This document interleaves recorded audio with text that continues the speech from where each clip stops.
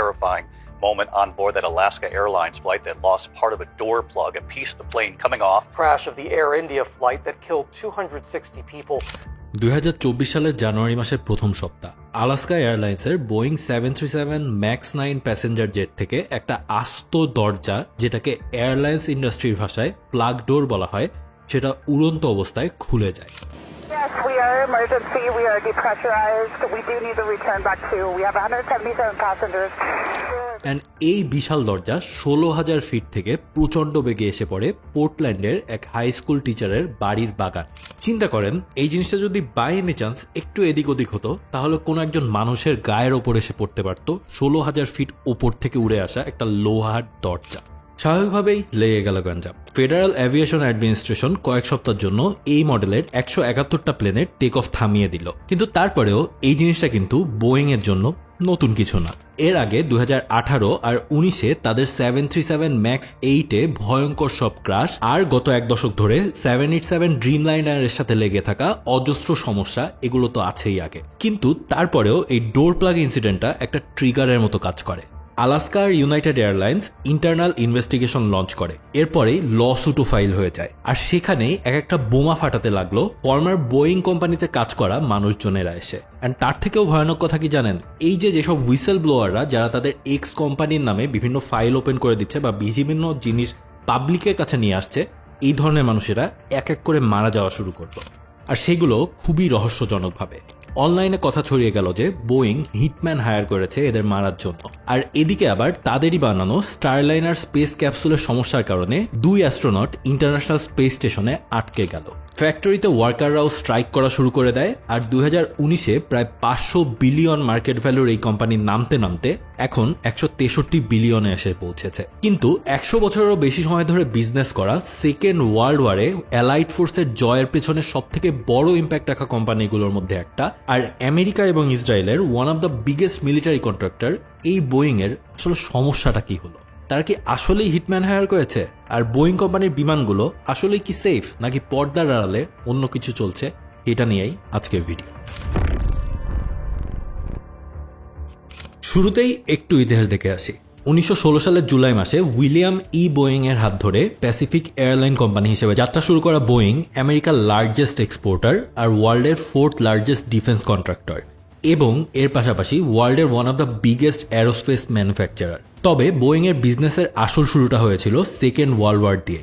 এই সময়টা বোয়িং আর তার পার্টনাররা মিলে 98,965টা এয়ারক্রাফট বানায়, যাদের মধ্যে ছিল আমেরিকার Trump card B-17 flying fortress এবং B-29 সুপার ফোর্ট্রেস।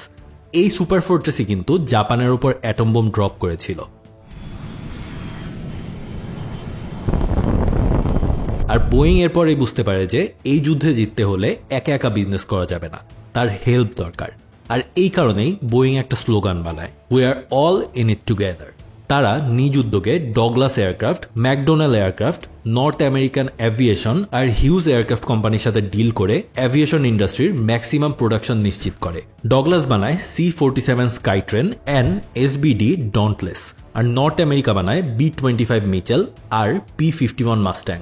একই সাথে ম্যাকডোনাল্ড ওয়ার টাইমে প্রায় 7 মিলিয়নেরও বেশি এয়ারক্রাফট পার্টস প্রডিউস করে। কিন্তু এখানে মজার ব্যাপারটা কি জানেন, বিংশ শতাব্দী পার হওয়ার আগেই এই যেই কোম্পানিগুলোর সাথে বোয়িং সেই ওয়ার্ল্ড ওয়ারের সময় বিভিন্ন ধরনের ডিল করেছিল, তারা সবাই আস্তে আস্তে বোয়িং এর আন্ডারে চলে আসা শুরু করে।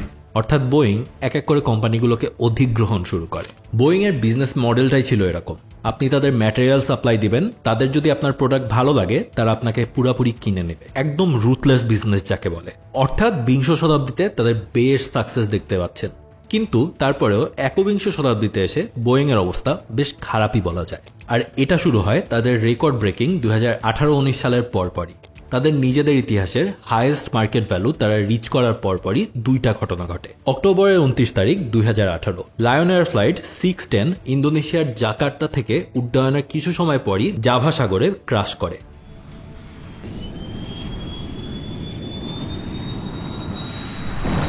189 জন প্যাসেঞ্জার এবং ফ্লাইট ক্রুয়ের সবাই মারা যায় সেখানে। প্লেনটা ছিল বোয়িং এর একদম লেটেস্ট মডেল বোয়িং 737 ম্যাক্স। আর তারপরের বছরই 2019-এর মার্চ মাসের 10 তারিখ বোয়িং 737 ম্যাক্স 8 মডেলের ইথিওপিয়ান এয়ারলাইন্সের ফ্লাইট 302 আদিস আবাবা ইন্টারন্যাশনাল এয়ারপোর্ট থেকে টেক অফের কিছু সময় পরই ক্র্যাশ করে। ফ্লাইটে থাকা 157 জনের সকলেই মারা যায়। FAA ইনভেস্টিগেশনে উঠে আসে যে এটা কোনো হিউম্যান এরর ছিল না, সেন্সর ইস্যু তো ছিলই, এমনকি নতুন যে ফ্লাইং কন্ট্রোল সফটওয়্যার তারা ইন্ট্রোডিউস করেছিল সেখানেও কিছু বাগ ছিল, যেই বাগের কথা তারা কিন্তু সেই সময় পাইলটদের জানায় নাই।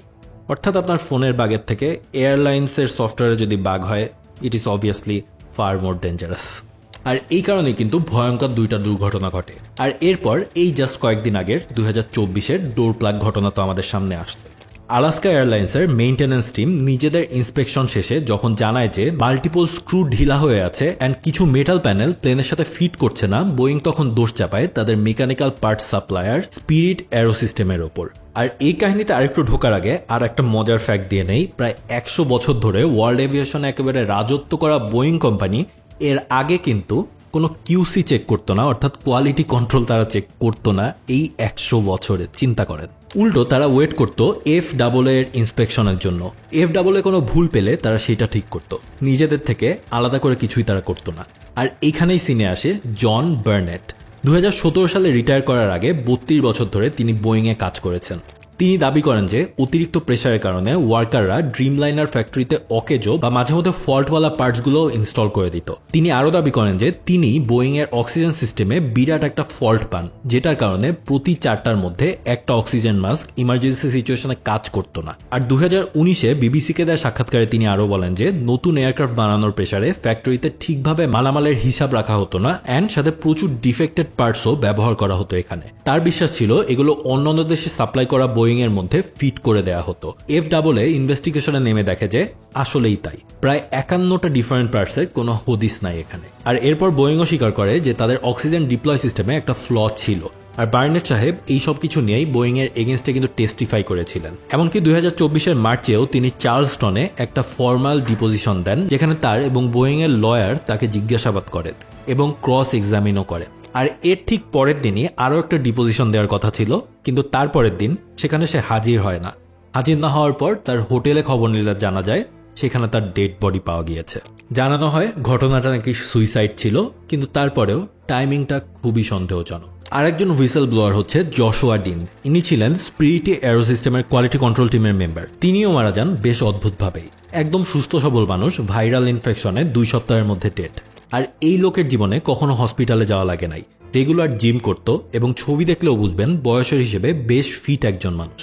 2 সপ্তাহের মধ্যে কিডনি ফেল করে, তার ফুসফুস অচল হয়ে যায়।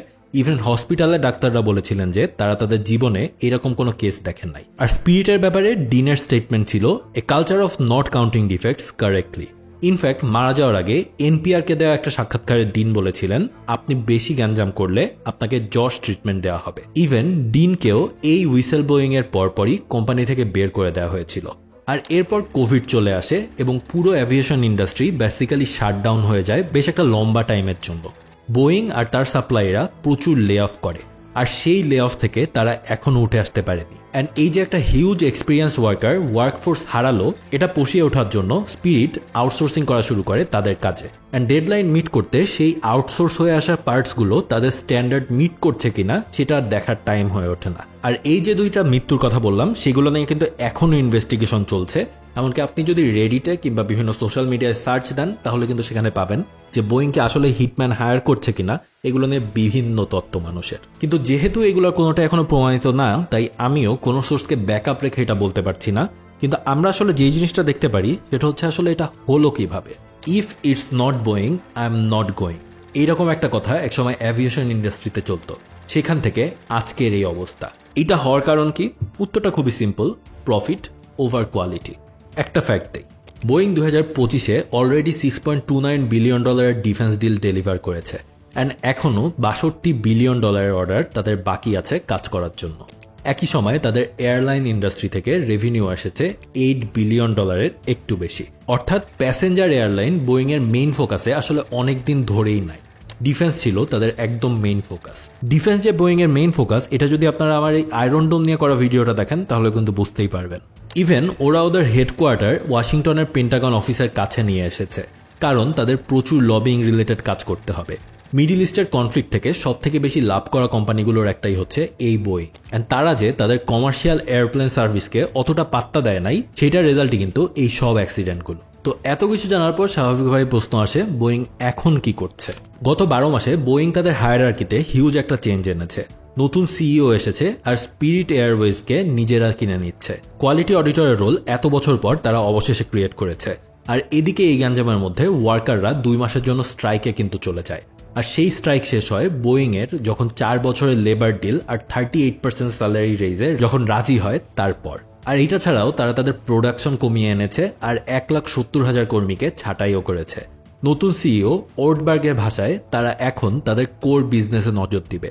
সেইটা দিলে দিক, কিন্তু এইটা মাথায় রেখেন, আগে যে জন বার্নেটের কথা বললাম তার ফ্যামিলি কিন্তু বোয়িং এর এগেইনস্টে কেস ফাইল করেছে আর সেইটার ইনভেস্টিগেশন এখনো চলছে। কিন্তু এরা দুইজন এত উইয়ার্ড ভাবে মারা গিয়েছে যে সেটার রেজাল্ট কিন্তু বোয়িং এর এগেইনস্টে আসতে পারে, আর আসাটাই খুবই স্বাভাবিক।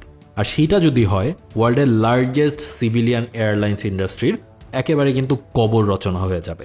কিন্তু তার পাশাপাশি এটাও মাথায় রাখতে হবে যে এখন কিন্তু যুক্তরাষ্ট্রের ক্ষমতায় ট্রাম্প, অ্যান্ড ট্রাম্প হিউজ সব ডিফেন্স কন্ট্রাক্ট আনছে। হয়তো এমন হতে পারে যে বোয়িং আসলে তাদের জেট প্রোডাকশন কমিয়ে ডিফেন্সেই মনোযোগ দিবে। কিন্তু যেটাই হোক, বোয়িং কিন্তু মডার্ন এভিয়েশন ইন্ডাস্ট্রির জন্য একটা লেসন হয়ে গেল সবার শেখার জন্য, যে কোয়ালিটির উপরে প্রোডাকশনকে প্রায়োরিটি দিতে গেলে একটা বিশাল $1 বিলিয়ন কোম্পানিও একেবারে ধস নেমে যেতে পারে। সো এই ছিল ভিডিও। আপনারা লাস্ট আমার ভিডিওতে অনেক বেশি বোয়িং নিয়ে জানতে আগ্রহী প্রকাশ করেছিলেন, সো তার কারণেই খুবই তাড়াতাড়ি দিয়ে দিলাম ভিডিওটা। এই ভিডিওটা যদি আপনার ভালো লেগে থাকে অবশ্যই নিচে কমেন্ট করে দেন, লাইক দেন আর share it with your friends and everything. So that's all for today. Until my next upload, have a good week, good bye.